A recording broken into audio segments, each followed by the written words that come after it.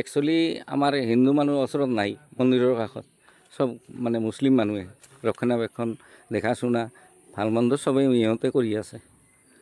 আমি আছোঁ ইহঁতৰ লগত সহযোগিতা। গড়স্থান আছে, এতিয়াও আছে ওচৰতে, মানে এটাই সীমানা, অসুবিধা নাই আমাৰ কোনো। ইহঁতৰ এইটো এতিয়া মানে গঠন নাদিয়ে, মানে চৰকাৰী গড়স্থান হৈছে, ইয়াতে তাতে লৈ যায়, মিলা প্ৰীতিৰে আৰু চলি আছে আমাৰ।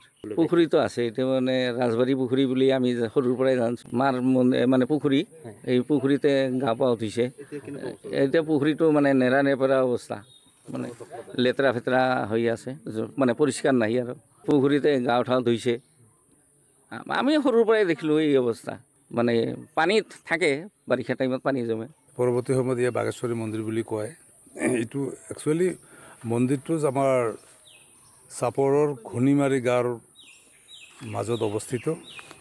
এই মন্দিৰৰ চাৰিওফালে যিখিনি মানুহ বসতি কৰিছে গোটেইখিনি মুছলিম সম্প্ৰদায়ৰ মানুহ। কিন্তু আমি সৰুৰ পৰাই দেখি আহিছোঁ যে এই মন্দিৰটো ইয়াত আছে।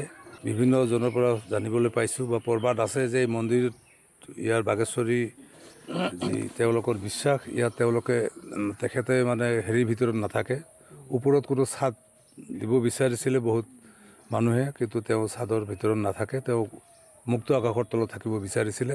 সেই হিচাপে তেনেকৈ আছে বুলি আমি শুনি আছোঁ, মানুহৰ মুখে চলি আহিছে। আৰু প্ৰবাদ আছিলে যে এই অঞ্চলটোৱে আচলতে চাপৰৰ জমিদাৰৰ ৰাজবাৰী আছিলে। জমিদাৰ ইয়াত বহুদিন ইয়াতে তেওঁলোকে জমিদাৰী চলাইছিলে, আৰু এই মন্দিৰতে তেওঁলোকৰ পৰিয়ালৰ মানুহে পূজা পাতল কৰিছিল বুলি আমি শুনিবলৈ পাইছিলোঁ। তেনেকুৱা প্ৰবাদ আছে। পৰৱৰ্তী সময়ত যেতিয়া জমিদাৰ চাপৰৰ পৰা বিলেচিবাৰীলৈ গুচি যায়, যাওঁতে তেখেতসকলে গোটেইখিনি যিখিনি আমাৰ ইয়াৰ ভিতৰত পাথৰৰ ওপৰত খোদিত প্ৰতিমা আছে, মূৰ্তি আছে, এই গোটেইখিনি তেওঁলোকে হাতীৰে বিলেচিপাৰালৈ উঠাই লৈ গৈছিলে। ৰাতিপুৱা তাত গৈ তেওঁলোকে প্ৰতিষ্ঠা কৰিছিলে, কিন্তু ৰাতিপুৱা দেখে যে তাত এই গোটেইখিনি বস্তু তাত নাই।